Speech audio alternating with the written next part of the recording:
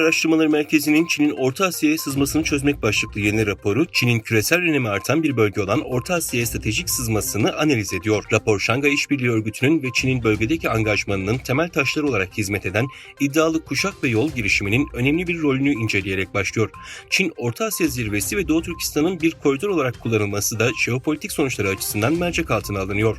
Analiz, Çin'in büyük ölçekli altyapı projeleri, gelişmiş ikili ticaret ve işbirlikçi güvenlik önlemleri yoluyla Orta Asya ülkelerindeki gelişen varlığına kadar uzanıyor.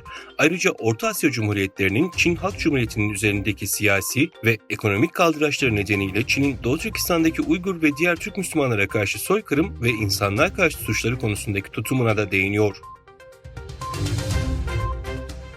Çin rejimi, İslam'ın Çince sosyalizme uyarlanması politikası kapsamında Yunan eyaletinde yer alan İslam tarzındaki mimari dokusuyla tarih sahnelerinde varlığını koruyan meşhur Nijiang Camii'ni yıkarak Çin Tapınağı görünümüne dönüştürdü.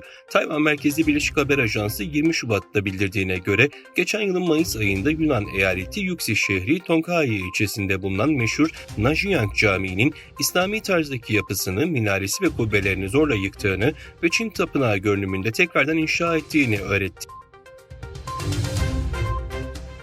Çin, Amerika Birleşik Devletleri Kongresi'nden bir heyetin Tayvan'a yaptığı ziyarete sert tepki gösterdi. Ziyaret sonrası tepkisini dile getiren Çin Dışişleri Bakanlığı, ABD'nin kendi kendini yöneten adayla her türlü resmi teması kesmesini istedi. Dışişleri Bakanlığı Sözcüsü Mao Ning, Washington'ı Tayvan meselesinin aşırı karmaşıklığı ve hassasiyeti konusunda dikkatli olmaya çağırdı.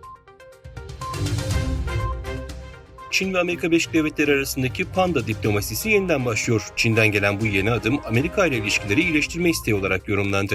Çin, Amerika Birleşik Devletleri'ndeki San Diego Hayvanat Bahçesi'ne bir çift panda göndermeye hazırlanıyor.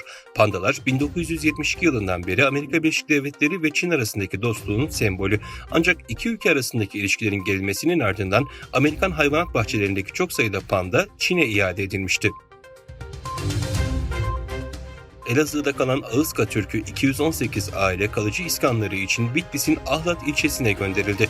Rusya ve Ukrayna arasındaki savaş nedeniyle bölgeden tahliye edilerek Türkiye Dışişleri Bakanlığı ve Valilik Organizasyonu'yla götürüldükleri Elazığ'da yaklaşık 2 yıldır Aşağı Demirtaş Geçici Konaklama Merkezi'nde tutulan 2000 Ağızka Türk'ü ailenin kalıcı iskanlarına yönelik çalışmalar sürüyor. G20 Dışişleri Bakanları toplantısında Gazze'deki savaşı ve çatışmaların Orta Doğu'ya yayılma riski ele alınan konuların başında geldi. Dünyanın en gelişmiş 20 ülkesinin Dışişleri Bakanları Brezilya'nın ev sahipliğinde toplandı. Toplantıya katılan bütün taraflar İsrail-Filistin ihtilafında barışa giden tek yolun iki devletli çözüm olduğu üzerinde görüş bildirdi.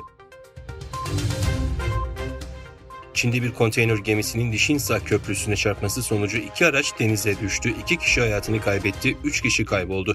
Guangzhou kenti yakınlarındaki Pearl Nehri deltasında bir gemi köprüye çarptı. Köprüdeki 2 araç suya, 3 araç gemiye düştü.